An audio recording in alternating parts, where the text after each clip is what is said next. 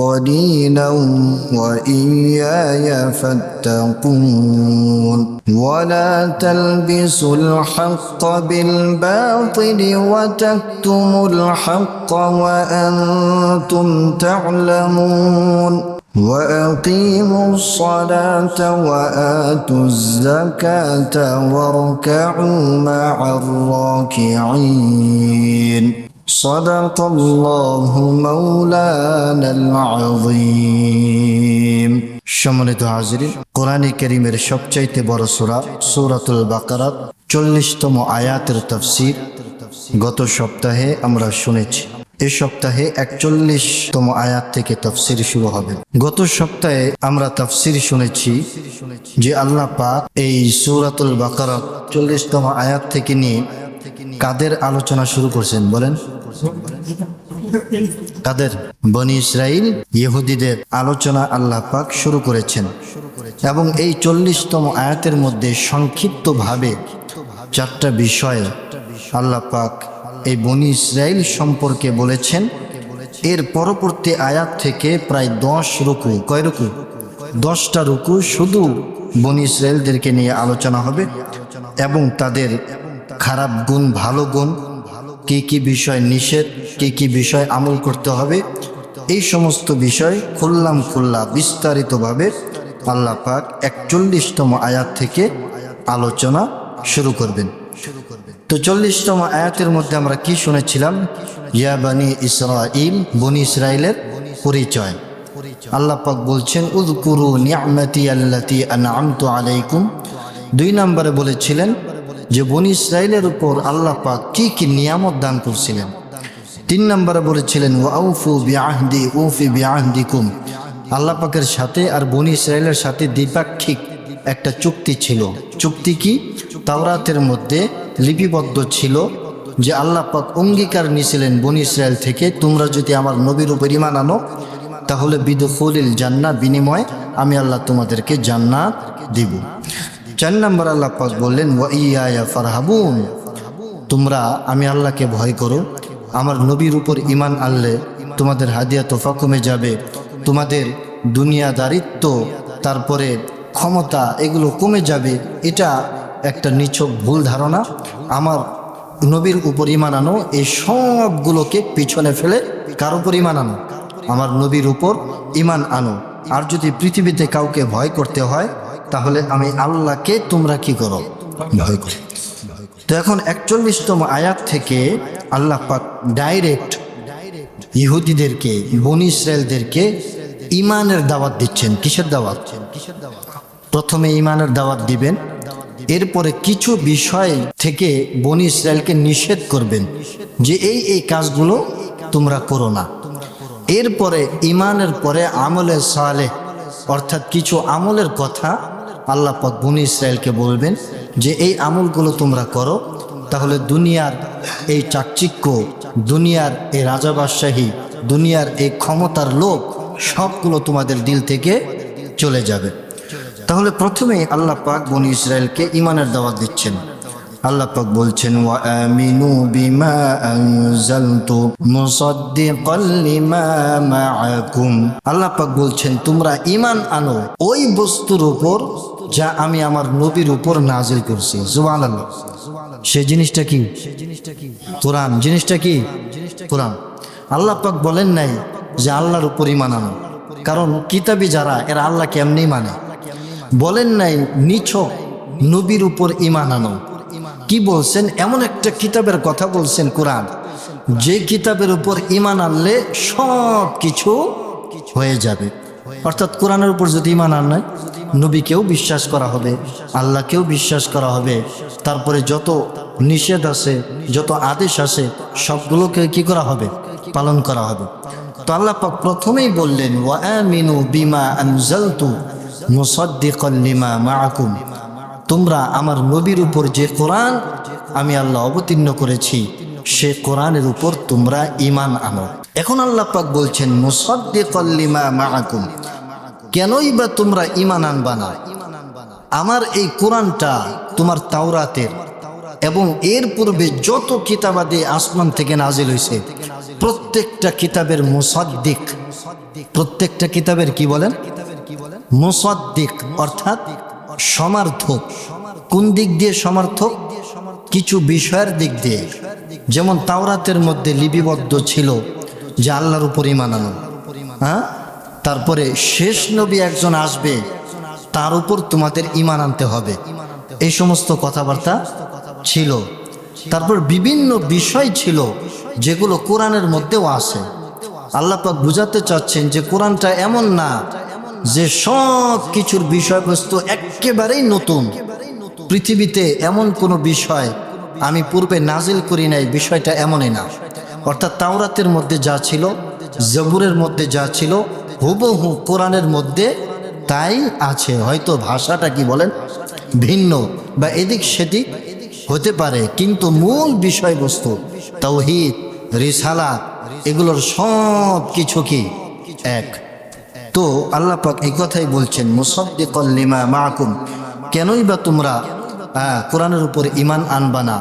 কেননা আমার এই কোরআনটা হচ্ছে পূর্ববর্তী সমস্ত কিতাবের মুসাদ্দিক, সমার্থক। পূর্ববর্তী কিতাবে যা ছিল এই কোরআনের মধ্যে তাই আছে। তাওরাতের মধ্যে লিপিবদ্ধ ছিল যে শেষ নবী একদিন আসবে, তার উপর ঈমান আনতে হবে। সুতরাং শেষ নবী চলে এসেছে, এখন তোমরা কেন ঈমান আনবা না? এখন শেষ নবীর উপর ঈমান আনা মানেই তোমাদের সেই তাওরাতের উপর কি করা? ঈমান আনা। কারণ তাওরাতের মধ্যে তো লিপিবদ্ধ আছে শেষ নবী আসবে, তার উপর ঈমান আনতে হবে।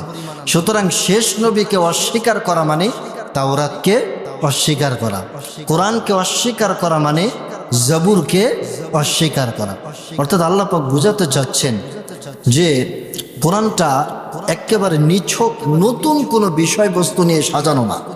পূর্বে যে কিতাবের মধ্যে বিষয়বস্তু ছিল হুবহু এদিক সেদিক করে মূল বিষয়বস্তু ঠিক রেখে একই কোরআন তোমাদের সামনে আমার নবীর উপর নাজিল করছি। সুতরাং সেই কোরআনের উপর ঈমান আনা মানে তোমাদের সেই তাওরাতের উপর ঈমান আনা। তো আল্লাহ পাক এই কথাই বলছেন, ওয়া আমিনু বিমা আনজালতু মুসাদ্দিকাল লিমা মাআকুম, আমার নবীর উপর যে কোরআন আমি আল্লাহ অবতীর্ণ করেছি সেই কোরআনের উপর তোমরা ঈমান আনো। কারণ আমার এই কোরআনের মধ্যে নতুন কোনো বিষয় নাই, যে বিষয়গুলো পূর্ববর্তী কিতাবের মধ্যে আমি আল্লাহ নাজিল করি নাই, সবগুলো পুরাণ বিষয়াদি। সুতরাং আমার কোরআনের উপর ঈমান আনো। তাহলে ডাইরেক্ট প্রথমে আল্লাহ পাক বনী ইসরাইলকে ঈমানের দাওয়াত দিচ্ছেন। কিসের দাওয়াত? ঈমানের দাওয়াত। ঈমান টানতে হবে কার উপর? কোরআনের উপর।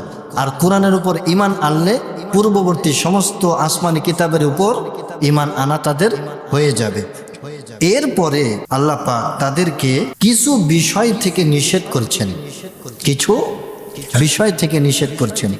আল্লাহ পাক এক নম্বরে বলছেন, ওয়ালা তাকুনু আউওয়ালা কাফিরিন বি, আর তোমরা এই পৃথিবীতে সর্বপ্রথম কোরআনের প্রথম কাফের হয়েও না, প্রথম অস্বীকারী হয়েও না।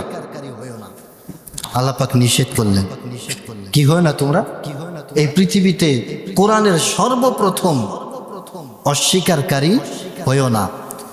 তো দেখেন আল্লাহ নবী যখন মক্কায় ছিলেন তখন মক্কার মুশরিকরা কোরআনকে অস্বীকার করে নাই, অস্বীকার করছে। তাহলে আল্লাহ পাক মদিনায় আসার পরে বিশ্বনবী তাকে দিয়ে বলাচ্ছেন যে হে কাফেররা, ইহুদিরা, তোমরা পৃথিবীর মধ্যে সর্বপ্রথম কোরআনকে অস্বীকারী হয় না। আর সর্বপ্রথম অস্বীকার তো করছে মক্কার মুশরিকরা। তাহলে যদি অস্বীকারী হয় তাহলে তারা তো দ্বিতীয় নম্বরে পড়বে, ঠিক না বলেন? তো এখানে আল্লাহ পাক সর্বপ্রথমের এই কথাটা কেন বললেন? এই কথাটা এজন্য বললেন যে মক্কার মুশরিকরা, এদের উপর কোনো কিতাব নাজিল হয় নাই। এরা কি কোনো কিতাবই ছিল? বলেন, কোনো কিতাবই ছিল না। ইহুদিরা তো এরা ছিল কিতাবী। তো আল্লাহ পাক বলছেন যে এই পৃথিবীতে কিতাবীদের মধ্যে সর্বপ্রথম তোমরা কোরআনের অস্বীকারী হইও না। কারণ তোমরা তো কিতাব পড়ছো, তোমাদের কিতাবের মধ্যেই লেখা আছে কোরআন আসবে, শেষ নবী আসবে। হ্যাঁ, এখন তোমরা এটাকে অস্বীকার করছো মানে কি? পৃথিবীর মধ্যে কিতাব যাদের উপর নাজিল হয়েছে সমস্ত কিতাবীদের মধ্যে তোমরা সর্বপ্রথম এই কোরআনটাকে অস্বীকার করছো। আল্লাহ পাক সতর্ক করছেন। গুনাহ তো গুনাই, গুনাহ কি বলেন? গুনাই। আপনি মদ খাচ্ছেন, মদ খাওয়া কি একটা গুনাহ না? এখন এই পৃথিবীতে সর্বপ্রথম যে মদের আবিষ্কার করছে, মদের প্রচলন ঘটাইছে, তার যে গুনাহ আর আপনার গুনাহ দুইটা কি সমান? বলেন সমান না। কারণ এই যে পৃথিবীতে যে সর্বপ্রথম মদ শুরু করছে, এরপরে যত মানুষ মদ খাবে, মদ কেনা বেচা করবে, সব কিছুর পার্সেন্টেজ তার আমলনামায় যাবে কিনা? বলে যাবে। আদম আলাইহিস সালামের পুত্র কাবিল হত্যা করছে এই পৃথিবীতে, তারপরে যত মানুষ নিহত হবে, হত্যা করবে, তার একটা পার্সেন্টেজ তার আমলনামায় জমা হবে কিনা? হবে। তো আল্লাহ পাক এ কথাটাই বলছেন যে গুনাহ তো গুনাই, কিন্তু গুনাহ কি আছে বলেন তো? বেশ কম আছে। আপনি মহল্লার মধ্যে একটা জিনিসের প্রচলন ঘটাইলেন, এই মহল্লার মধ্যেই মনে করেন যে আগে প্রজেক্টরে কেউ মানুষদেরকে খেলা দেখাইতো না। তো আপনি চিন্তা করলেন যে এলাকার যুবকদেরকে আমার একটু করতল করা দরকার, তো নিজের টাকা পয়সা খরচ করে এই এলাকার মধ্যে সর্বপ্রথম প্রজেক্টর সাজায়া যুবকদেরকে, নারী পুরুষ একসাথে আপনি খেলা দেখাইলেন। এরপরে আপনার দেখা দেখি এরপরে যত মানুষ উদ্বুদ্ধ হয়ে এই কাজটা করবে, তাদের গুনাহ আপনার, যেহেতু আপনি প্রথম শুরু করছেন, আপনার আমলনামায় কি একটা যাবে। তো আল্লাহ পাক এই কথাটাই বলছেন, ওয়ালা তাকুনু আউওয়ালা কাফিরিন বি, তোমরা প্রথম এই পৃথিবীতে আমার কোরআনকে অস্বীকারী হইও না। এমনি অস্বীকার একটা আলাদা, কিন্তু প্রথম অস্বীকারী হও না। কারণ প্রথম অস্বীকারী যদি হও, তোমরা জেনে বুঝে কিতাব পড়ছো, এরপরে তোমাদের দেখা দেখি আম জনতা যারা আছে, এদের তো কিতাবি জ্ঞান তেমন নাই, তারা মনে করবে যে আমাদের আলেমরা, আমাদের মুরব্বীরা, এরা তো ভালো বোঝে, এরা যে পথে চলবে আমরাও সেই পথে চলব। তো তোমাদের দেখা দেখি তারাও যদি অস্বীকার করে, তাদের গুনাহের ভাগটাও তোমাদের আমলনামায় চলে যাবে। তো আল্লাহ পাক এই কথাটাই বলছেন, এক নম্বরে তাদেরকে নিষেধ করছেন, ওয়ালা তাকুনু আউওয়ালা কাফিরিন বি, এই পৃথিবীতে কিতাবীদের মধ্যে সর্বপ্রথম তোমরা আমার কোরআনের অস্বীকারী হইও না। দুই নম্বর আল্লাহ পাক বলছেন, ওয়ালা তাশতারু বিআয়াতি সামানান কলিলা, এরপরে আল্লাহ পাক তাদেরকে নিষেধ করছেন, আমার আয়াতকে, তাওরাত তাদের উপর নাজিল হয়েছে, এই তাওরাতের মধ্যেও আয়াত আছে, কোরআনের মধ্যেও আয়াত আছে, প্রত্যেকটা আসমানি কিতাবের মধ্যে এক একটা কি আছে? আয়াত আছে। তো এমন কিছু আয়াত ছিল যেগুলো বিশ্বনবী সম্পর্কে নাজিল হয়েছে, যেগুলো কোরআন সম্পর্কে নাজিল হয়েছে। তো এগুলো তারা তো আলেম উলামা, কিতাবী যারা আলেম ছিল, এরা তো পড়তো, এরা তো জানতো। এরা জানতো না? জানতো। মনে করেন আপনারা যারা আছেন, আপনারা দুনিয়া বিজ্ঞানে অনেক জ্ঞানী হইতে পারেন, কিন্তু যারা কোরআন হাদিস নিয়ে পড়াশোনা করছে, এদের চাইতে তো এই লাইনে বেশি জ্ঞানী হবেন না? হবেন। আল্লাহ পাক ইহুদিদের আলেমদেরকে লক্ষ্য করে বলছেন, এই তাওরাতের মধ্যে কিছু কিছু আয়াত ছিল যেগুলো বিশ্ব নবী সিমটম বর্ণনা করা হয়েছে। এই সমস্ত আয়াতগুলো পরেই তো ইহুদিরা, গত সপ্তাহ বলছি না, ইহুদিরা মদিনার মধ্যে আসছে, এই কারণেই তো আসছে। তো তাওরাতের মধ্যে এমন কিছু আয়াত ছিল, কোরআন সম্পর্কে এমন কিছু আয়াত ছিল। তো তারা ওই যে শত্রুতাটা লাগছে, আউস এবং খাজরাজ গোত্র আগে নবীর উপর কি আনছে? ঈমান আনছে, নেতা বানাইয়া মদিনার মধ্যে নিয়ে আসছে। দিলের মধ্যে একটা চোট লাগছে কিনা বলে? তাদের বংশের মধ্যে নবী জন্ম নেয় নাই, কষ্ট আছে কিনা? তো নানান রকম কষ্টে তারা নবীর উপর ঈমানটা আনতে পারে নাই, কিন্তু তারা তাদের সমস্ত আয়াতগুলো পড়ে নিজের সন্তানকে যেভাবে মানুষ চেনে, ঠিক তেমনি নবীকে তারা চিনতে পারছিল। কিন্তু তারা এই সমস্ত অহংকারের কারণে, এই সমস্ত দুনিয়াবি পদমর্যাদার কারণে তারা নবীর উপর ঈমান আনতে পারে নাই। তো তারা কি করত? তারা এই সমস্ত আয়াতগুলো সাধারণ জনগণের কাছে লুকাইতো। কি করত? লুকাইতো, বলতো না। কারণ বললেই তো সাধারণ জনগণ তাদের চোখ খুলে যাবে, তারা বিশ্ব নবীর উপর কি আনবে? ঈমান আনবে, তাকে নেতা বানাইবে, তাদের মুরিদান কমে যাবে না, জনসংখ্যা হাদিয়া তোফা কমে যাবে। এই কারণে তারা ওই তাওরাতের আয়াতগুলোকে লুকাইতো। তো আল্লাহ পাক এই কথাই বলছেন, ওয়ালা তাশতারু বিআয়াতি সামানান কলিলা। আল্লাহ পাক বলছেন যে আমার আয়াতগুলোকে সামান্য দুনিয়ার সামান্য ভোগবিলাসিতা, দুনিয়ার সামান্য এই সমস্ত ক্ষমতার কারণে, পদমর্যাদার কারণে আমার আয়াতগুলোকে তোমরা বিক্রি করে দিও না। তোমরা আমার আয়াতগুলোকে বেইচা খায়ও না। আমার আয়াতগুলোকে তোমরা লুকায়ও না। আল্লাহ পাক তাদেরকে সতর্ক করছেন। কয় নাম্বার বললাম? 1 নম্বরে পৃথিবীতে প্রথম কাফের হইতে মানা করছে। 2 নম্বরে তাওরাতের মধ্যে যে সমস্ত আয়াত ছিল নবী সম্পর্কে, কোরআন সম্পর্কে, এগুলোকে দুনিয়ার সামান্য ভোগবিলাসিতার বিনিময়ে লুকাইতে মানা করছে, বিক্রি করতে মানা করছে। এরপরে আয়াতের শেষে বলছেন ওয়া ইয়া ফাত্তাকুন, এবং তোমরা আমি আল্লাহকেই ভয় করো। আবার বলছেন 40 নম্বর আয়াতের মধ্যে আল্লাহ পাক বলেছিলেন ওয়া ইয়া ফারহাবুন, তোমরা আমি আল্লাহকেই ভয় করো। 41 নম্বর আয়াতের মধ্যে আবার শেষে বলছে কি ওয়া ইয়া ফাত্তাকুন, পৃথিবীর অন্য কাউকে ভয় করো না, আমি আল্লাহকেই তোমরা ভয় করো। তাহলে 2টা বিষয় থেকে নিষেধ করবে। 3 নম্বর নিষেধ 42 নম্বর আয়াতের মধ্যে আল্লাহ পাক বলছেন ওয়ালা তালবিসুল হাক্কা বিল বাতিলি ওয়া তাকতুমুল হাক্কা ওয়া আনতুম তা'লামুন। আল্লাহ পাক বলছেন ওয়ালা তালবিসুল হাক্কা বিল বাতিল। 3 নম্বরে তাদেরকে নিষেধ করলেন যে তোমরা বাতিলের সাথে, মিথ্যার সাথে সত্যকে মিশ্রিত করো না। তোমরা মিথ্যার সাথে সত্যকে মিশ্রিত করো না। যখন সাধারণ জনগণ, সবাই তো আর বোকা না, বোকা বলে, সবাই তো আর বোকা না, কিছু তো কিতাবাদি তারা পড়ে বা কিছু কানে আসে।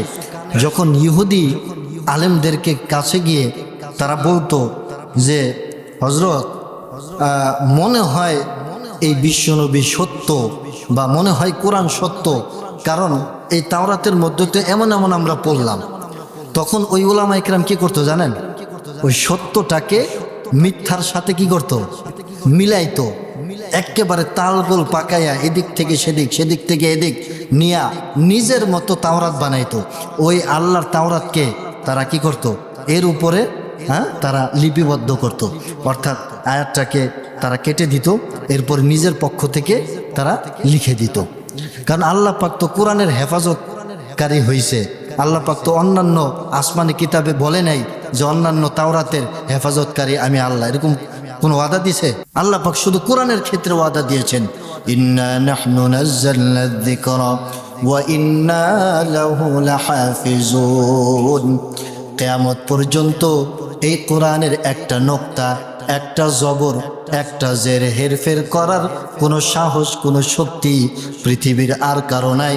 আমি আল্লাহ এই কোরআনের হেফাজতের দায় দায়িত্ব নিয়ে নিলাম। সুবহানাল্লাহ। কোরআনের হেফাজতের দায় দায়িত্ব নিয়েছেন কে? আল্লাহ। তো আল্লাহ পাক তো কোরআনের দায়িত্ব নিয়েছেন। আপনি একটা হরকত উল্টাপাল্টা করবেন, জবরের জায়গায় পেশ করবেন, পেশের জায়গায় জবর করবেন, করতে পারবেন? বলেন, কোশ্চিন কালেও করতে পারবেন না, করার কোনো স্কোপেই নাই। আপনি যদি সারা পৃথিবীর কোরআনকে পড়ে ফেলেন, তারপরও এই পৃথিবীতে কোটি কোটি হাফেজ কোরআন এই পৃথিবীর জমিনের উপর বিচরণ করতেছে। সুবহানাল্লাহ। আপনি করতে পারবেন না। তো ওই সমস্ত ইহুদি আলেমরা তারা করতো কি? ওই হকটাকে মুইসা দিয়া এরপর বাতিলটাকে তারা লেখা দিত, খারাপটাকে লেখা দিত। মানে নবী সম্পর্কে, কোরআন সম্পর্কে যা যা আসছে এগুলাকে মুইসা দিয়া তারা মিথ্যা ওইটার মধ্যে ঢুকাইয়া দিত। তো আল্লাহ পাক এই কথাটাই বলছেন ওয়ালা তালবিসুল হাক্কা বিল বাতিল, তোমরা বাতিলের সাথে, মিথ্যার সাথে সত্যটাকে মিশ্রিত করো না। আমাদের সমাজের মধ্যে এমন আছে কিনা বলেন? সত্যকে মিথ্যার সাথে, মিথ্যাকে সত্যর সাথে মিলায়। আদালতের চত্বরে কখনো ঘুরছেন? হ্যাঁ, আমার মনে হয় ওই এলাকাটা মনে হয় কোনো ফেরেশতা প্রবেশ করে না, সব শয়তানদের দখলে। ঠিক কিনা বলেন? এত মিথ্যা, এত মিথ্যা। আপনি মিথ্যা ছাড়া আপনার কোনো কেসও আপনি সাজাতে পারবেন না। কোন স্ত্রী যদি স্বামীর নামে কেস দেয়, তখন উকিল বলে যে আপনি যদি এমনি লেখেন তাহলে পুলিশ আপনার স্বামীরে কি করবে না, ধরবে না, আপনার এমনি এমনি লিখতে হইব, তাইলে আপনার স্বামীরে পুলিশে ধরব। চিন্তা করেন। তো সমাজের মধ্যে সত্যকে মিথ্যা, মিথ্যাকে সত্য সংমিশ্রণ করার মন মানসিকতা এই উম্মতে মুহাম্মাদের মধ্যেও আছে। আল্লাহ পাক ওই কথাটাই বললেন, ওয়ালা তালবিসুল হাক্কা বিল বাতিল, তোমরা সত্যকে মিথ্যা, মিথ্যাকে সত্যর সাথে মিশ্রিত করো না। এরপরে 4 নম্বরে আল্লাহ পাক আরো একটা ব্যাপারে নিষেধ করলেন, ওয়া তাকতুমুনাল হাক্কা ওয়া আনতুম তা'লামুন, আর তোমরা জেনে বুঝে হককে কখনো লুকায়ও না। তোমরা জেনে বুঝে হককে কখনো লুকায়ও না। ওই যে একই কথা, আলেমুল আমারা তারা বুঝতো, জানতো নবী হক, কোরআন হক, তারপরও এই কিতমানে হক করতো, হকটাকে তারা লুকায় ফেলতো যাতে তাদের পাল্লা ভারী থাকে, মুরিদান যাতে কি হয়ে না যায়, ঝরে না যায়, কমে না যায়, হাদিয়া তোফা যাতে কমে না যায়। এই কথায় আল্লাহ পাক বলছেন, ওয়া তাকতুমুনাল হাক্কা ওয়া আনতুম তা'লামুন, তোমরা জেনে বুঝে হকটাকে কখনো লুকায়ও না। এরপরে এই 4টা নিষেধ করার পরে প্রথমে দিয়েছেন কিসের দাওয়াত? ইমানের দাওয়াত। কিসের দাওয়াত? ইমানের দাওয়াত। এরপরে কয়টা বিষয় নিষেধ করছেন? 4টা। কয়টা বিষয়? 4টা। 1 নম্বরে এই পৃথিবীতে প্রথম কোরআনকে অস্বীকারী হইও না। 2 নম্বরে আমার আয়াতকে দুনিয়ার সামান্য মূল্যের বিনিময়ে বিক্রয় করো না। 3 নম্বরে হককে বাতিলের সাথে মিশ্রিত করো না। 4 নম্বরে জেনে বুঝে হককে কখনো লুকায়ও না। 4টা নিষেধ করলেন। এরপরে আল্লাহ পাক বনি ইসরাইলকে কিছু আমলে সালেহ এর দিক নির্দেশনা দিলেন যে এই আমলগুলো তোমরা করো, তাহলে করলে কি হবে? দুনিয়ার যে লোভ লালসা, দুনিয়ার যে ভোগবিলাসিতা, মন্ত্রী হওয়া, তারপরে একেবারে নেতা হওয়া, এই যে মোহ, এই মোহগুলো তোমার দিলের থেকে চলে যাবে। এই আমলগুলো বলবো নাকি? হ্যাঁ, কারণ বনি ইসরাইলের কথা আল্লাহ পাক বেশি বেশি বলছেন, তার মানে আমাদের মধ্যে ওই সমস্যাগুলা আছে, আমরা যদি সেই সমস্যাগুলো থেকে বের হতে পারি। 1 নাম্বার আমলে সালেহের কথা আল্লাহ পাক বললেন বনি ইসরাইলকে। আল্লাহ পাক বলছেন, ওয়া আকিমুস সালাহ, তোমরা নামাজ কায়েম করো। কি করো? জোরে বলেন, কি করো? নামাজ কায়েম করো। 1 নম্বরে আল্লাহ পাক আমলে সালেহের কথা বললেন যে তোমরা নামাজ কায়েম করো। কারণ নামাজ কায়েম করলে কি হবে? দুনিয়ার যে লোভ লালসা, তারপরে নবীর প্রতি যে বিদ্বেষ তোমাদের আছে, হিংসা, এগুলো সব নামাজের মাধ্যমে দূর করে দিবেন। কে বলেন তো? আল্লাহ পাক। এবং দেখেন এখানে আল্লাহ পাক খুবই গুরুত্বপূর্ণ একটা কথা আল্লাহ পাক বলছেন। প্রথমে বলেন আমাদের ইসলামের মূল ভিত্তিও কয়টা বলেন তো? 5টা। কয়টা? 5টা। আমাদের ইসলামের মূল খুঁটি কয়টা? 5টা। এই মসজিদের মধ্যে যদি সমস্ত খুঁটিগুলা একটা একটা করে কাইটা ফেলেন, মসজিদ কি থাকবে বলেন? থাকবে না। তো আমাদের সম্পূর্ণ ইসলামটা 5টা খুঁটির উপর দাঁড়ায় আছে। বিশ্বনবী বলেন, বুনিয়াল ইসলাম আলা খামসিন, শাহাদাতি আল্লা ইলাহা ইল্লাল্লাহ ওয়া আন্না মুহাম্মাদান রাসূলুল্লাহি ওয়া ইকামিস সালাতি ওয়া ইতাইজ যাকাতি ওয়াল হজ্জ ওয়া সাওমি রমাদান। বিশ্বনবী বলেন ইসলামের মূল ভিত্তি 5টা। 1 নাম্বার মুখস্থ থাকলে বলেন তো 1 নম্বরে কি? কালিমা পড়া, ইমানের সাক্ষ্য দেওয়া, কালিমা লা ইলাহা ইল্লাল্লাহ মুহাম্মাদুর রাসূলুল্লাহ পড়া। 2 নাম্বার 5 বেলার নামাজ আদায় করা। 2 নাম্বার কি? 5 বেলার নামাজ আদায় করা। 3 নাম্বার ধনীদের জন্য যাকাত দেওয়া। 3 নাম্বার কি? ধনীদের জন্য যাকাত দেওয়া। 4 নাম্বার জন্য হজ করা। 5 নম্বরে রমজান মাসের রোজা রাখা। তো এই 5টা ভিত্তির মধ্যে 2 নাম্বারটা কি? 5 বেলার নামাজ কায়েম করা। দেখেন আল্লাহ পাক এই আয়াতের মধ্যে বলছেন, ওয়া আকিমুস সালাহ। আল্লাহ পাক বলেন না ইকরাউ আস-সালাতা, তোমরা নিজে নিজে নামাজ পড়ো। আল্লাহ পাক বলছেন তোমরা নামাজ কায়েম করো, প্রতিষ্ঠা করো। নামাজ পড়া আর নামাজ কায়েম করা এর মধ্যে কি আছে বলেন? পার্থক্য আছে। দেখেন কোরআনে কারীমের মধ্যে আল্লাহ পাক যত জায়গায় বলছেন, কোথাও আল্লাহ পাক এই কথা বলেন নাই নামাজ পড়ো বান্দা নামাজ পড়ো। কি বলছেন? নামাজ কায়েম করো। আল্লাহ রাব্বুল আলামিন কোরআনে কারীমের মধ্যে বান্দাকে সরাসরি লক্ষ্য করে যত জায়গায় আল্লাহ পাক নামাজের আদেশ দিয়েছেন, সব জায়গায় আল্লাহ পাক নামাজ কায়েমের আদেশ দিয়েছেন। আল্লাহ পাক বলেন ওয়া আকিমুস সালাহ, বান্দা তোমরা প্রত্যেকে নামাজ কায়েম করো। এমনি ভাবে বিশ্বনবী জনাবে মুহাম্মদুর রাসূলুল্লাহ সাল্লাল্লাহু আলাইহি ওয়াসাল্লামকে মাঝখানে ভায়া হিসেবে এনে আল্লাহ পাক যতবার বান্দাকে বুঝাইছেন নামাজের ব্যাপারে, প্রত্যেকবারে আল্লাহ পাক নামাজ কায়েমের কথা বলেছেন। আল্লাহ পাক বলেন কুল লিইবাদিয়াল্লাযীনা আমানু ইউকিমুস সালাহ, হে আমার নবী আমার বান্দাদেরকে আপনি বলে দেন তারা যেন নামাজ কায়েম করে।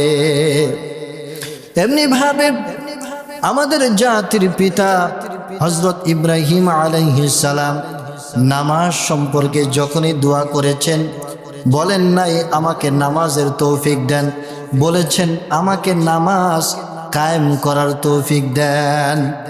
ইব্রাহিম আলাইহিস সালাম দোয়া করতেন রব্বি জাআলনি মুকিমাস সালাতি ওয়া মিন যুররিয়্যাতি রব্বানা ওয়া তাকাব্বাল দুআ। হে আল্লাহ, আপনি আমাকে নামাজ কায়েমকারী বানান এবং আমার পরিবার পরিজন সন্তানাদি যারাই আছে প্রত্যেককে আপনি নামাজ কায়েমকারী বানান। সুবহানাল্লাহ। রব্বানা ওয়া তাকাব্বাল দুআ, হে আল্লাহ আপনি আমার দোয়াটাকে কবুল করে নেন। তাহলে দেখেন আল্লাহ পাক কোরআনের মধ্যে যতবার নামাজের কথা বলছেন, কিসের কথা বলছেন? নামাজ কায়েমের কথা বলছেন। তাহলে নামাজ পড়া আর নামাজ কায়েম করা দুইটার মধ্যে পার্থক্য আছে কিনা বলে? পার্থক্য আছে। তাফসীরের কিতাবের মধ্যে লেখে পার্থক্যটা কি? পার্থক্যটা হচ্ছে দুইটা পার্থক্য। কয়টা পার্থক্য? এক নাম্বার পার্থক্য হচ্ছে নামাজ কায়েম আর নামাজের পড়ার মধ্যে কয়টা পার্থক্য? দুইটা। ভালো মতো শুনবেন তো ইনশাআল্লাহ। এক নাম্বার হচ্ছে আল্লাহর বিধান মতে নবীর তরিকা মতে নামাজ পড়লে নামাজ কায়েম হয়। তো আল্লাহর বিধান মতে নবীর তরিকা মতে নামাজ পড়লে মানে কি? নামাজের মধ্যে ফরজ আছে, নামাজের মধ্যে ওয়াজিব আছে, নামাজের মধ্যে সুন্নত আছে, নামাজের মধ্যে মুস্তাহাব আছে। আছে না আছে না বলে? একটা নামাজের মধ্যে ফরজ আছে, ওয়াজিব আছে, সুন্নত আছে। তো এই সবগুলোকে জেনে বুঝে মেনটেন করে এরপরে যখন আপনি একটা নামাজ পড়বেন, তখন বিশ্বনবী বলছেন এই নামাজটা তোমার নামাজ কায়েম বলে গণ্য হবে। এই নামাজটা কি হবে? নামাজ কায়েম বলে গণ্য হবে। এখন দেখেন আমরা সমাজের মধ্যে নামাজ পড়ি, নামাজের মধ্যে ফরজ কয়টা এটা আমরা জানি না, জানি? অনেকে জানি না। নামাজের মধ্যে ওয়াজিব কয়টা এটা আমাদের খবর নাই, সুন্নত কয়টা, মুস্তাহাব কয়টা এগুলো আমরা জানি না। তো না জানা অবস্থায় যদি আমি একটা নামাজ পড়ি, তাহলে আমি আমার ওই নামাজটা পড়লামই, কিন্তু ওই নামাজটা কি করলাম না? কায়েম করলাম না। কিন্তু আপনি যখন আল্লাহর হুকুম মতে নবীর তরিকা মতে নামাজের ফরজ, ওয়াজিব, সুন্নত, মুস্তাহাব সবগুলোকে জেনে বুঝে একটা নামাজ আদায় করবেন, তাহলে এই নামাজটা আপনার নামাজ কায়েম বলে গণ্য হবে। আল্লাহ পাক যে বলছেন ওয়াকিমুস সালাহ, তোমরা নামাজ কায়েম করো, তো নামাজ কায়েম বলে গণ্য হবে। আর যদি আপনি এত দিকে লক্ষ্য না করে আপনি ভুংবাং নামাজ পড়ে দিলেন, তাহলে আপনি নামাজ পড়লেন আর কি, আপনার ওই নামাজটা কি হইল না? নামাজ কায়েম হইল না। দুই নাম্বার উদ্দেশ্য হচ্ছে, কায়েম দ্বারা দুই নাম্বার অর্থ হচ্ছে নিজে নামাজ পড়লে হবে না। আপনার যাদের উপর ক্ষমতা চলে, আপনার সন্তানাদি, স্ত্রী, বাল বাচ্চা, বোন, হ্যাঁ, আপনার কর্মচারী, যাদের উপর কি আপনার ক্ষমতা চলে, এদেরকেও যত ভালোভাবে বুঝিয়ে হোক এদেরকেও নামাজের উপর উঠাইতে হবে, এদেরকেও নামাজের দাওয়াত দিতে হবে। যদি আপনি নিজের চিন্তা নিজে করলেন, ফজরের সময় আসলেন, আপনার আদরের সন্তান, বালেগ সন্তান ঘুমিয়ে আছে, আপনার কি নাই, কোনো টেনশন নাই, কোনো মাথা ব্যথা নাই। আমি নামাজ পড়ে আসলেই তো হইল। নিজের চিন্তা নিজে করলেন, সন্তানদের চিন্তা করলেন না, বিবি বাল বাচ্চার চিন্তা করলেন না, এদেরকেও যে জাহান্নাম থেকে বাঁচাতে হবে এই টেনশন নাই। তাহলে আপনি নামাজ পড়লেন ঠিক, আপনি নামাজ কায়েম করলেন না। তাহলে নামাজ কায়েম আপনি নিজে পড়লে হবে না, আপনার পরিবার, আপনার সমাজ, আপনার রাষ্ট্র, যাদের উপর আপনার ক্ষমতা চলে, প্রত্যেকের চিন্তা করে, প্রত্যেককে দাওয়াত দিয়ে যার যার সামর্থ্য অনুপাতে নামাজে উঠানোর নামেই হলো নামাজ কায়েম করা। তাহলে নামাজ কায়েমের অর্থ দুইটা। এক নাম্বার কি বলেন তো? আল্লাহর হুকুম মতে, নবীর তরিকা মতে ফরজ, ওয়াজিব, সুন্নত, মুস্তাহাব সবগুলোকে জেনে বুঝে নামাজ পড়লে সেই নামাজটা কি হবে? নামাজ কায়েম হবে। দুই নাম্বার, নিজে নামাজ পড়লে হবে না, সাথে সাথে পরিবার পরিজন যাদের উপর ক্ষমতা চলে এদেরকেও নামাজের দাওয়াত দিয়ে নামাজের উপর উঠাইতে হবে। দেখেন হযরত ইব্রাহিম আলাইহিস সালাম দোয়া করছেন, রব্বি জাআলনি মুকিমাস সালাতি ওয়া মিন যুররিয়াতি রব্বানা ওয়া তাকাব্বাল দুআ। শুধু নিজের চিন্তা করছে? বলছে আল্লাহ আপনি আমাকে নামাজ কায়েমকারী বানান এবং আমার সন্তানাদি, স্ত্রী, বাল বাচ্চা প্রত্যেককে আপনি নামাজ কায়েমকারী বানান। তাহলে নামাজ কায়েমের অর্থ বুঝলাম তো? তো আল্লাহ পাক যে বলছেন ওয়ায়ুকিমুস সালাহ, তোমরা নামাজ কায়েম করো, তার মানে শুধু নামাজ পড়লে হবে না, সাথে সাথে নামাজ কি করতে হবে? কায়েম করতে হবে। এরপরে বিশ্ব নবী জনাবে মুহাম্মদুর রাসূলুল্লাহ সাল্লাল্লাহু আলাইহি ওয়াসাল্লাম বলেন, দেখেন কত গুরুত্বপূর্ণ কথা। আল্লাহর নবী বলেন, নামাজ কেন পড়বা না বান্দা? নামাজ কেন কায়েম করবা না? কারণ কিয়ামতের মাঠে বান্দার সর্বপ্রথম যে হিসাবটা হবে, এই হিসাবটা কিসের হিসাব হবে বলেন তো? আরো জোরে বলেন, কিসের হিসাব? নামাজের হিসাব। আল্লাহ পাক সর্বপ্রথম বান্দার কাছ থেকে নামাজের হিসাব নেবেন। বিশ্বনবী বলেন, আউয়ালু মা ইউহাসাবু বিহিল আবদু ইয়াউমাল কিয়ামাতিস সালাত ফাইন সালাহাত সালাতুহু ফাকাদ আফলাহা ওয়া আনজাহা ওয়া ইন ফাসাদাত খাবা ওয়া খাসিরা। বিশ্বনবী বলেন, কিয়ামতের ময়দানে একজন বান্দা থেকে সর্বপ্রথম নামাজের হিসাব চাওয়া হবে। বান্দা যদি নামাজের হিসাবগুলো ঠিকঠাক মতো দিতে পারে, আল্লাহর নবী বলেন কিয়ামতের ময়দানে ওই বান্দা হাস্যোজ্জ্বল চেহারা নিয়ে সফলকাম হয়ে যাবে। আর যদি নামাজের হিসাব ঠিকঠাক মতো দিতে না পারে, তাহলে অন্যান্য হিসাবও সে ঠিকঠাক মতো দিতে পারবে না। কিয়ামতের ময়দানে সে লজ্জিত হবে, ওয়া খাসিরা, এবং সবচাইতে বেশি ক্ষতিগ্রস্ত হয়ে যাবে। কার কথা? বিশ্বনবী জনাবে মুহাম্মদুর রাসূলুল্লাহ সাল্লাল্লাহু আলাইহি ওয়াসাল্লাম বলছেন যে সর্বপ্রথম নামাজের হিসাব। তো এই জন্য সম্মানিত হাজিরিন, আমরা তো অনেকে তো নামাজ পড়ি না, আবার অনেকে নামাজ পড়ি কিন্তু বিভিন্ন খারাপ কাজের মধ্যেও লিপ্ত থাকে। আল্লাহ পাক কি বলছেন? ইন্নাস সালাতা তানহা আনিল ফাহশাই ওয়াল মুনকার। আল্লাহ পাক ওয়াদা করছেন কোরআনের মধ্যে, কোনো বান্দা যদি ঠিকঠাক মতো নামাজ আদায় করে, তাহলে আমি ওই বান্দাকে সকল প্রকার পাপাচার থেকে, সকল প্রকার অশ্লীল কর্ম থেকে আমি আল্লাহ ওই বান্দাকে বাঁচায় রাখি। সুবহানাল্লাহ। অথচ সমাজের মধ্যে আমরা দেখি অনেকে নামাজ পড়ে আবার সুদও খায়, ঠিক কিনা বলে? হ্যাঁ, অনেকে নামাজ পড়ে ঘুষও খায়, অনেকে নামাজ পড়ে আবার দেখবেন ওই যে খেলা দেখে সামনের কাতারে, খেলা দেখে সামনের কাতারে বৈশা, নারী পুরুষের সাথে বৈশা। তার মানে কি? অশ্লীলতা, গুনাহের কাজ নামাজ তাকে কি করছে না, ফিরাতে পারছে না।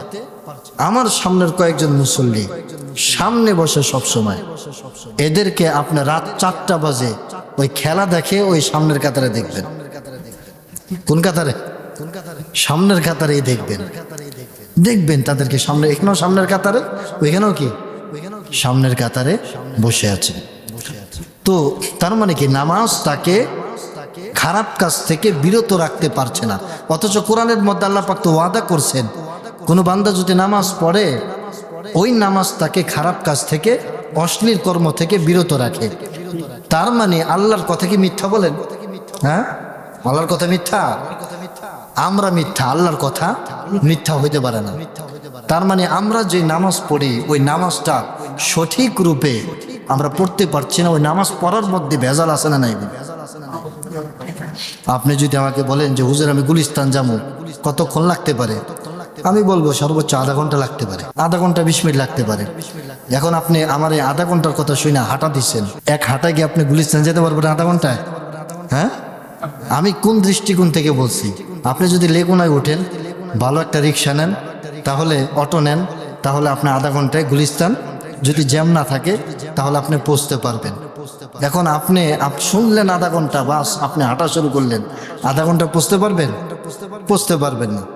তার মানে আমার কথাও মিথ্যা না, আপনি যে আমার কথার উপর আমল করতেছেন আপনার আমলটা কি মিথ্যা, বা আপনার আমলটা গ্রহণযোগ্য না। যেভাবে আমল করা দরকার ছিল সেভাবে আপনি আমল করছেন না, বিদায় আপনি সেখানে আধা ঘন্টায় পৌঁছতে পারছেন না।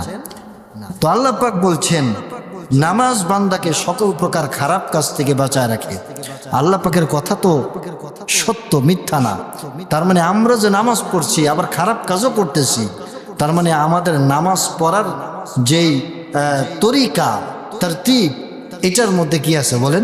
ভেজাল আছে, ভুল আছে। তাফসীরের কিতাবের মধ্যে আসছে একটা নামাজ আপনাকে কখন বাঁচায় রাখবে, কখন সকল প্রকার গুনাহ থেকে বাঁচায় রাখবে। সব নামাজ কিন্তু আপনাকে গুনাহ থেকে কি করবে না? বাঁচাবে না। কোন প্রকারের নামাজ আপনাকে গুনাহ থেকে বাঁচাবে? তাফসীরের কিতাবের মধ্যে আসছে যারা নামাজি, এই নামাজিদের মধ্যে 5 রকম নামাজে আছে। কয় রকম? 5 রকম নামাজে আছে। এই 5 রকম নামাজির 5 রকম নামাজ আছে, 5 রকম নামাজের আবার 5 রকম ফলাফল আছে। সমাজে আমরা যারাই নামাজ পড়ি এই ক্যাটাগরিটা কয় প্রকারের? 5 প্রকারের। এবং এই 5 প্রকার নামাজির এই ফলাফলটা কয় প্রকার? 5 প্রকার। একটুখানি যদি আমরা শুনি বা বুঝি তাহলে আপনি আমি মিলাইতে পারবো যে আমি আসলে কোন প্রকার নামাজের মধ্যে আসি এবং আমার নামাজের কন্ডিশন, ফলাফলটাই বা কোন প্রকারের মধ্যে আছে। আপনি আমি কি করতে পারবো? মিলাইতে পারবো। প্রথম প্রকারের নামাজি, এই প্রকারের নামাজিকে বলা হয় ইরেগুলার নামাজি। কি নামাজি? ইরেগুলার, অর্থাৎ তাদের নামাজে তারা রেগুলার না। অর্থাৎ ঈদের নামাজ পড়ে তো জুমার নামাজ ছাড়ে, জুমার নামাজ পড়ে তো 5 ওয়াক্ত নামাজ ছাড়ে, আবার 4 ওয়াক্ত নামাজ পড়ে তো ফজরের ওয়াক্ত সূর্যোদয়ের আগে পড়তে পারে না, বা এই 5 ওয়াক্ত নামাজের মধ্যে 1 ওয়াক্ত পরে তো আরেক ওয়াক্ত ছাড়ে। অর্থাৎ সে তার নামাজের মধ্যে রেগুলার না, 1 ওয়াক্ত পরে 1 ওয়াক্ত ছাড়ে, বা মন চাইলে পরে মন চাইলে ছাড়ে। তো এইটা হলো এক প্রকারের নামাজি। তো এই নামাজের ফলাফলটা কি? এই নামাজের ফলাফল হচ্ছে কিতাবের মধ্যে আসছে যে নামাজটা আপনি পড়লেন ওই নামাজটা না পড়লে যে গুনাহ হইতো ওই গুনাহ থেকে আপনি বাঁচা গেলেন। আর যে নামাজটা পড়লেন না ওই নামাজের জন্য আপনাকে জাহান্নামে জ্বলতে হবে। তো আপনি যে ইরেগুলার নামাজে আপনি নামাজ পড়লেন ছাড়লেন, পড়লেন ছাড়লেন, পড়লেন না, যে নামাজটা ছাড়লেন আপনি ওই নামাজের জন্য জাহান্নামে জ্বলবেন। কোন জাহান্নামে জ্বলবেন সেটাও আল্লাহ পাক কোরআনে কারীমের মধ্যে সূরা নাজিল করে আল্লাহ পাক উম্মতে মুহাম্মাদীকে জানায় দিয়েছে। আল্লাহ রাব্বুল আলামিন বিশ্বনবী জনাবে মুহাম্মদুর রাসূলুল্লাহ সাল্লাল্লাহু আলাইহি ওয়াসাল্লামের মারফতে আমরা জানতে পারি আমাদের জন্য জাহান্নাম তৈরি করা হয়েছে 7টা। কয়টা বলেন? 7টা জাহান্নাম আল্লাহ পাক তৈরি করে রেখেছেন। এক একটা জাহান্নাম থেকে এক একটা জাহান্নামের পাওয়ার আরো বেশি। আল্লাহ রাব্বুল আলামিন সর্বপ্রথম যে জাহান্নামটা আল্লাহ পাক তৈরি করলেন, জাহান্নামটা তৈরি করে তার একটা নাম রাখলেন, সে নামটা হচ্ছে জাহিম। 1 নম্বর জাহান্নামের নাম আল্লাহ পাক দিলেন জাহিম। আল্লাহ পাক কোরআনে কারীমের মধ্যে বলেন ওয়ালা তুসআলু আন আসহাবিল জাহিম। 1 নম্বরে আল্লাহ পাক একটা জাহান্নামকে তৈরি করলেন, সেই জাহান্নামের নাম রাখলেন কি? জাহিম। জাহিম রাখলেন। এরপরে আল্লাহ পাক এই জাহিম নামক জাহান্নাম থেকেও আরো মারাত্মক, অর্থাৎ এর চাইতেও আরো ডবল আগুনের তাপ আরো মারাত্মক ধরনের। দ্বিতীয় নম্বরে আরো একটা জাহান্নাম তৈরি করলেন, সেই জাহান্নামের নাম রাখলেন সাকর। মুখস্থ করে যান, সেই জাহান্নামের নাম কি? সাকর। কোরআনে কারীমের মধ্যে আল্লাহ পাক বলেন, ওয়ামা আদরাকা মা সাকর লা তুবকি ওয়ালা তাযার লাওয়াহাতুল লিল বাশার। আল্লাহ পাক বিশ্ব নবীকে বলেন, হে নবী আপনি কি জানেন সাকর কি জিনিস? লা তুবকি, এই সাকারে কোনো কিছু পড়লে কোনো কিছুই বাকি থাকে না। লা তাযার, কোনো কিছুই অবশিষ্ট থাকে না। লাওয়াহাতুল লিল বাশার, মানুষের চামড়া, হৃদয়, হৃৎপিণ্ড সবগুলোকে জ্বলে পড়ে ছারখার করে দেয় যে জাহান্নাম, সেই জাহান্নামের নামটা কি বলেন? সাকর। 2 নম্বর আল্লাহ পাক সাকর নামক জাহান্নাম তৈরি করলেন। এরপরে সাকরের চাইতেও আরো মারাত্মক লেভেলের একটা জাহান্নাম 3 নম্বরে আল্লাহ পাক তৈরি করলেন। সে জাহান্নামের নাম দিলেন লাযা। সে জাহান্নামের নাম কি? লাযা। আল্লাহ পাক বলেন, কাল্লা ইন্নাহা লাযা নাযাআতাল লিশাওয়া।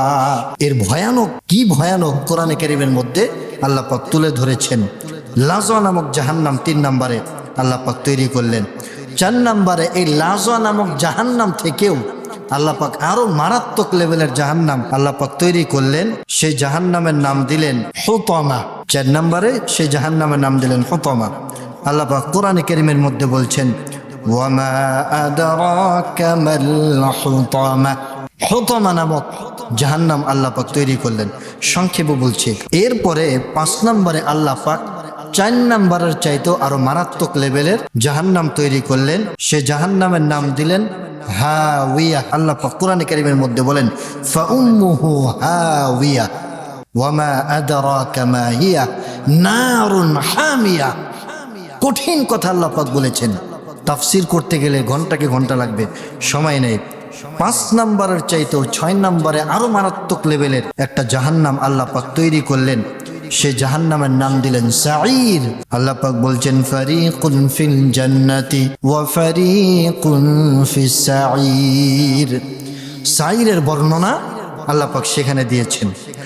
এরপরে 7 নম্বরে পিছনের যে 6টা জাহান্নাম, এই 6টা জাহান্নাম একত্রিত করলে যে শাস্তি, যে আগুন, যে পাওয়ার, যে শক্তি, সমস্ত শক্তিকে মন্থন করে আল্লাহ পাক 7 নম্বরে একটা জাহান্নাম তৈরি করলেন। সে জাহান্নামের নামটা শুনবেন নাকি? হযরত জিবরাইল আলাইহিস সালাম বিশ্বনবী জনাবে মুহাম্মদুর রাসূলুল্লাহ সাল্লাল্লাহু আলাইহি ওয়াসাল্লামের নিকট একদিন এসে বললেন, হে আল্লাহর রাসূল, আপনি জানেন নাকি 7 নম্বরে আল্লাহ পাক একটা জাহান্নাম তৈরি করে ফেলেছেন, যে জাহান্নামটি এতটা পাওয়ারফুল, পিছনের 6টা জাহান্নাম থেকে পাওয়ারফুল।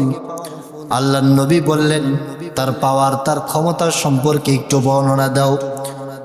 ওই জিবরাইল আলাইহিস সালাম বলছেন, হে আল্লাহর রাসূল, ওই জাহান্নামের যে পোশাক থাকবে, ওই পোশাক থেকে একটা সুতা খুলে যদি দুনিয়ার জমিনে ছেড়ে দেওয়া হয়, তাহলে মুহূর্তের মধ্যে দুনিয়ার এত বড় বড় অট্টালিকা, এত বড় বড় পাহাড় পর্বত, এত কিছু মুহূর্তের মধ্যে সব কিছু ভস্ম হয়ে যাবে।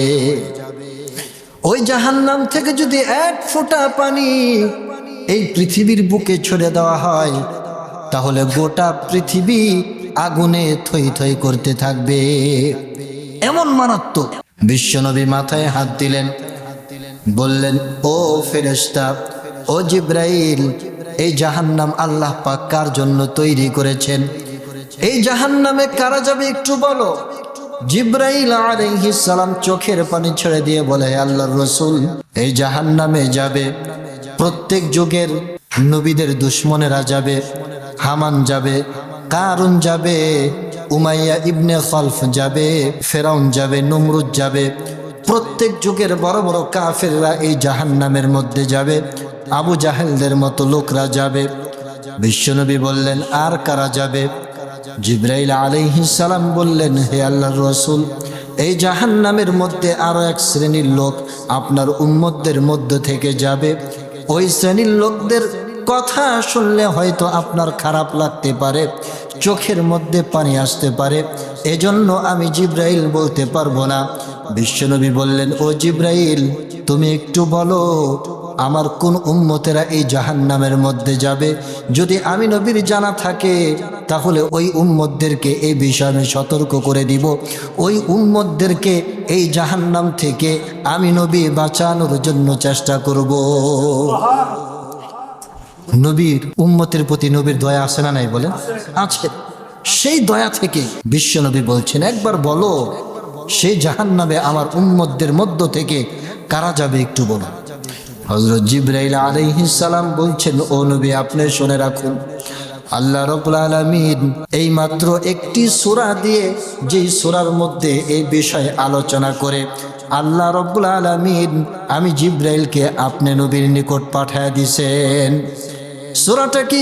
আল্লাহ রাব্বুল আলামিন বলছেন সূরাতুল মাউন। আল্লাহ পাক বলেন, আরাআইতাল্লাযী ইউকাযযিবু বিদ্দীন ফাযালিকাল্লাযী ইয়াদউল ইয়াতীমা ওয়া লা ইয়াহুদ্দু আলা তাআমিল মিসকিন ফাওয়াইলুল লিল মুসাল্লিন আল্লাযীনা হুম عن صلاتهم ساهون الذين هم يراءون। আল্লাহ পাক বলছেন ফাওয়াইলুন লিল মুসাল্লিন। ফা এটা একটা হরফ, এটাকে বাদ দেন। ওয়াইলুন লিল মুসাল্লিন। এই জাহান্নামের নাম কি বলেন? ওয়াইল। জাহান্নামের নাম কি? ওয়াইল নামক জাহান্নাম। আল্লাহ পাক বলছেন ওয়াইলুন লিল মুসাল্লিন।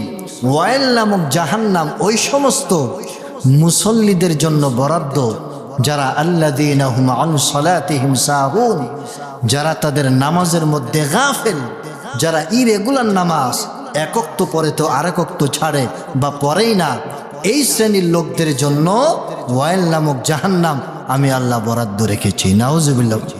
স্বয়ং 6টা জাহান্নাম, যে জাহান্নাম থেকে পানা চায়, সেই জাহান্নামে যাবে কারা? যারা এই উম্মতের বেনামাজি, যারা এই উম্মতের বেনামাজি, তাদেরকে ওই আবু জাহেলদের সাথে আল্লাহ পাক এই জাহান্নামের মধ্যে রাখবে। কত কঠিন কথা, চিন্তা করেন, কত কঠিন কথা। অথচ আমরা ঠুনকো ঠুনকো কারণে আমরা নামাজকে কি করি? ছেড়ে দিই। আবার কোনো কারণ নাই। জিজ্ঞাসা করি, ভাই নামাজ পড়বেন না?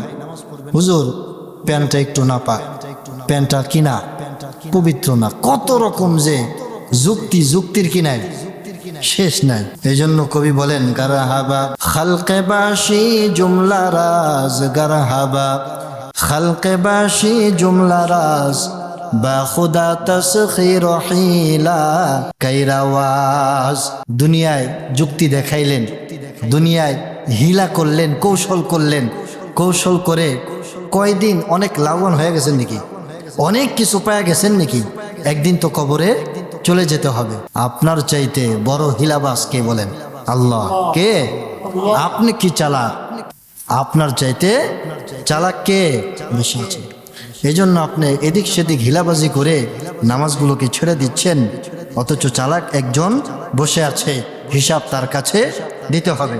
তাহলে দেখেন, 1 নম্বরে ইরেগুলার নামাজি আমাদের সমাজে আছে না নাই বলেন? তো এদের নামাজের ফলাফলটা কি? ফলাফলটা হচ্ছে ওয়াইল নামক জাহান্নাম তাদের জন্য কি বরাদ্দ। কোনো কথা নাই, এরা ওই জাহান্নামে অবস্থান করবে, যে জাহান্নামটা স্বয়ং বাকি 6টা জাহান্নামের চাইতেও মারাত্মক। 2 নাম্বার দেখেন, সালাতুল গাফিলিন, অর্থাৎ রেগুলার নামাজি কিন্তু এই সমস্ত নামাজিরা তাদের নামাজ সম্পর্কে গাফিল। অর্থাৎ ইচ্ছা করলে সে নামাজের ফরজগুলো জানতে পারে, ইচ্ছা করলে নামাজের ওয়াজিবগুলো মুখস্থ করতে পারে, ইচ্ছে করলে নামাজের সুন্নত কি কি বা কি কি কারণে নামাজ ভঙ্গ হয়ে যায়, এই মোটা দাগের কিছু কথাবার্তা, কিছু মাসলা মাসাইল তারা জানতে পারে। ইচ্ছা করলে তার মনোযোগটাকে সে নামাজের মধ্যে ধরে রাখতে পারে। অথচ সে বছরকে বছর 5 ওয়াক্ত নামাজ পড়তেছে, নামাজ কোনো কাজা নাই, নামাজ পড়ছে, কিন্তু সে এই সমস্ত বিষয়গুলোকে কি রাখে না, লক্ষ্য করে না।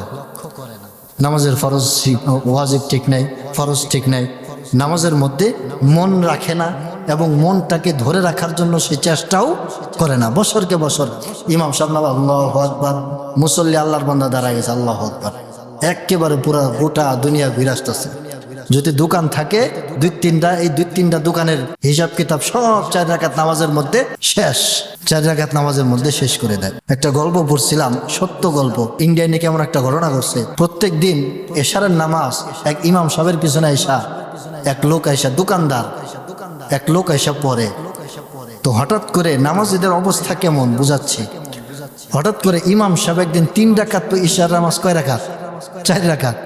4 রাকাতের জায়গায় 3 রাকাত পড়ে ইমাম সাহেব বসে গেছে। তো পিছন থেকে লোকমা দিবে না, তো কোনো খবর নাই। ওই পিছন থেকে এক লোক আল্লাহু আকবার বলে লোকমা দিয়া 4 রাকাত পূর্ণ করছে। তো ইমাম সাহেব তাকে খুব বাহবা দিচ্ছে যে ভাই তুমি যদি অন্তত না থাকতা তাহলে আমার নামাজও যাইতো, সবার নামাজ আবার পুনরায় পড়া লাগতো। তোমার নামাজের মধ্যে আলহামদুলিল্লাহ অনেক মনোযোগ দেখা যায়। তো তোমার নামাজের মধ্যে এই মনোযোগ রাখার গোপন টিপস অ্যান্ড ট্রিক্স কি যদি আমাকে বলো, তাহলে আমি ইমাম সাহেব মানুষ, মুসল্লিদেরকেও বলবো, মুসল্লিরাও এর প্রতি কি হবে? উদ্বুদ্ধ হবে, সবটা তুমিও পাওয়া যাবে। তো ওই লোকটা বলতেছে যে হুজুর গোপন টিপস অ্যান্ড ট্রিক্স কি, এটা তো আমার জানা নাই, তবে আমার 4টা দোকান আছে। কয়টা বলেন? 4টা দোকান আছে। প্রত্যেক দিন এশারের নামাজের সময় এসে আমি আপনার এক রাকাতে এক একটা দোকানের হিসাব আমি মিলাই ঠিক করি, ঠিক আছে? তো আজকে ঘটনাক্রমে 3টা দোকানের হিসাব মিলানো শেষ, এরপরে আরো একটা দোকানের হিসাব মিলানো বাকি আছে। এমন অবস্থা আপনি নামাজটা কি করছেন? শেষ করে ফেলছেন। তার মানে আমি একেবারে হলফ হয়ে গেলাম যে আপনি 1 রাকাত নামাজ পড়েন নাই, এজন্য আমি পিছন থেকে লোকমা দিছি। চিন্তা করছেন ব্যাপারটা? এই হলো তার গোপন টিপস অ্যান্ড ট্রিক্স। তো চিন্তা করেন, আমাদের সমাজের মানুষের অনেক মুসল্লি আছে, বছরকে বছর নামাজ পড়ে ঠিক, কিন্তু তার নামাজের মধ্যে কি নাই? কোনো মন নাই, মনোযোগ নাই, এবং মনটাকে ধরে রাখতে হবে এই ফিকিরও তার নাই। তো এদের ব্যাপারে কিতাবের মধ্যে আসছে এদের নামাজের ফলাফলটা কি? এদের নামাজের ফলাফলটা হচ্ছে কষ্ট করে যেহেতু বেচারা নামাজ পড়তেছে, এই নামাজের যে হিসাব, এই হিসাব থেকে সে রক্ষা পাবে। কিন্তু কিয়ামতের মাঠে এই নামাজের যে ফজিলতটা পাওয়ার দরকার ছিল, এই ফজিলত থেকে সে মাহরুম হয়ে যাবে, এবং সমস্ত হাসরবাসীর সামনে আল্লাহ পাক তাকে ধমক দিবেন। কি দিবেন? ধমক দিবেন। এখন জিজ্ঞাসা করুন, ধমকের মধ্যে আবার কোনো শাস্তি হয় নাকি? 2 বছর বাচ্চাকে যদি 30 বছরের যুবক জোরে ধমক দেয়, কেঁদে দেবে কিনা বলেন? তো সেখানে সমস্ত হাসরবাসীর সামনে যদি আল্লাহ পাক আপনাকে আমাকে ধমক দেয়, তাহলে খারাপ লাগবে কিনা বলেন? ব্যথা লাগবে কিনা? তো এই জন্য আপনি যদি নামাজের মধ্যে মনোযোগ ধরে না রাখেন এবং ওয়াজিব টজিব কোনো কিছু লক্ষ্য না রাখেন, কিন্তু নামাজ পড়লেন, কিয়ামতের মাঠে আপনার নামাজের ফলাফল হচ্ছে আল্লাহ পাকের ধমকের সম্মুখীন আপনার হতে হবে। দরকারটা কি? দুনিয়ার জমিনে কিছু মাসলা মাসাইল জেনে নামাজের মধ্যে মনোযোগটা ধরে রাখার জন্য চেষ্টা করি। সমস্যা কি? সমস্যা আছে? নাই। 3 নম্বরে নিয়মিত নামাজ পড়ে এবং নামাজের মধ্যে ফরজ, ওয়াজিব, সুন্নত, মুস্তাহাব এগুলো মোটামুটি জেনে বুঝেই নামাজ পড়ে, এবং নামাজের মধ্যে তার মনোযোগটা বের হয়ে যায়, কিন্তু সে মনোযোগটাকে ধরে রাখার জন্য চেষ্টা করে। কি করে? চেষ্টাকে কিভাবে করে? বিশ্বনবীর বাতলানো পথ অনুযায়ী আল্লাহ নবী বলেন, আনতা আবুদাল্লাহা কাআন্নাকা তারাহু ফাইন লাম তাকুন তারাহু ফাইন্নাহু ইয়ারাক। আল্লাহ নবী বলেন, তুমি যখন নামাজ পড়তে দাঁড়াও তখন তুমি এই মনে করো যে তুমি আল্লাহকে দেখতেছো। কাকে দেখছো? আল্লাহকে দেখ। বিশ্বনবী বলেন, প্রাথমিক পর্যায়ে এই স্তরে পৌঁছা একটা বান্দার জন্য অনেক কঠিন হতে পারে। এজন্য আল্লাহ নবী বললেন যে প্রাথমিক পর্যায়ে তুমি এই পর্যায়ে পৌঁছাইতে পারবে না, এজন্য তুমি এইটা মনে করো যে আল্লাহ আমাকে দেখতেছে। কে দেখতেছে? আল্লাহ আমাকে দেখতেছে। এজন্য তৃতীয় প্রকারের নামাজি তার নামাজ থেকে যখন মনটা ছুটে যায় তখন সে এই মনে করে যে আল্লাহ তোমাকে দেখতেছে, আল্লাহ তোমাকে দেখতেছে, এই মনে করে আবার তার মনোযোগটাকে নামাজের মধ্যে নিয়ে আসে। তো এভাবে এতটুকুন কষ্ট করার কারণে কিতাবের মধ্যে আসছে এই নামাজের দ্বারা দুনিয়াতে আল্লাহ পাক তার গুনাহ খাতাগুলো মাফ করাইয়া এরপরে আল্লাহ পাক তাকে কবরে নেবেন। সুবহানাল্লাহ। এই নামাজের দ্বারা তার কি হবে?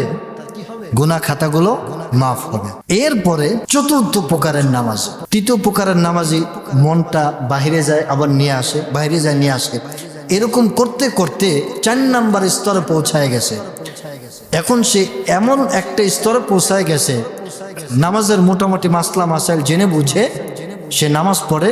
এখন তার মনটা বাহিরে যায় না। মনটা কি বলেন? কারণ অভ্যাস হয়ে গেছে। দীর্ঘদিন যাবৎ একটা জিনিস যদি আপনি একাধারে 13 দিন বা 23 দিন যদি চেষ্টা করেন, ওই জিনিসের প্রতি আপনি অভ্যাস হয়ে যাবে। তো লাগাতার সে দৈনিক 5 ওয়াক্ত নামাজ পড়ে, বছরকে বছর চেষ্টা করতে করতে এমন একটা অবস্থা তার পৌঁছায় গেছে, এখন তার মনোযোগটা নামাজের বাহিরে যায় না। এই নামাজি ব্যক্তির ফলাফলটা কি? এই নামাজি ব্যক্তির ফলাফল হচ্ছে আল্লাহ পাক এই নামাজি ব্যক্তির ব্যাপারেই আল্লাহ পাক বলছেন, ইন্নাস সালাতা তানহা আনিল ফাহশাই ওয়াল মুনকার। এই প্রকারের নামাজিকে আল্লাহ পাক কি করেন বলেন তো? সকল প্রকার গুনাহ, সকল প্রকার খারাপি থেকে বাঁচায় রাখেন। তাহলে আপনাকে আমি একটা প্রশ্ন করি, আপনি যদি বলেন যে হুজুর অনেকে তো দেখি নামাজ পড়ে আবার গুনাহ করে, আবার চুরিও করে, আবার সুদও খায়, ঘুষও খায়, হ্যাঁ খারাপ কাজও করে, তো বুঝলাম না। তো এর উত্তর হচ্ছে সে ওই প্রথম প্রকারের নামাজি, না হয় দ্বিতীয় প্রকারের নামাজি, না হয় তৃতীয় প্রকারের নামাজি, চতুর্থ প্রকারের নামাজি সে না।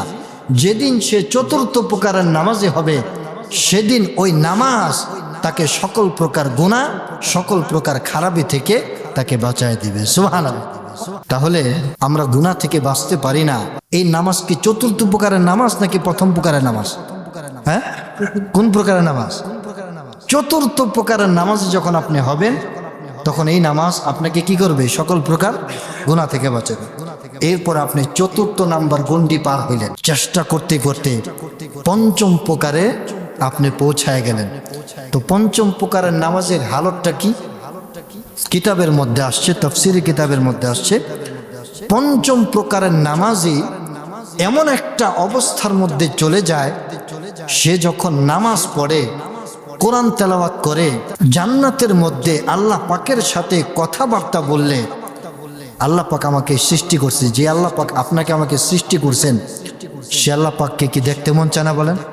তার সাথে কথা বলতে মন চায় না?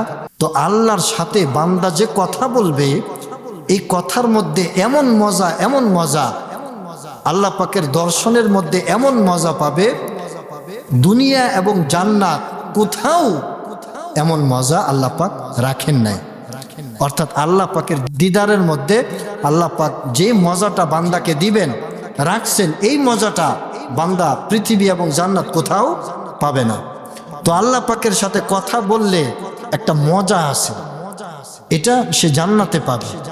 কিন্তু এই পঞ্চম প্রকারের নামাজি তাকে আল্লাহ পাক দুনিয়াতে থাকা অবস্থায় এই মজাটা আল্লাহ পাক দিয়ে দিবেন। সুবহানাল্লাহ। সে নামাজ পড়বে, কোরআন তেলাওয়াত করবে, আর আল্লাহর সাথে কথা বলতে যে মজা, সে মজাটা সে নামাজের মধ্যে পাইতে থাকবে।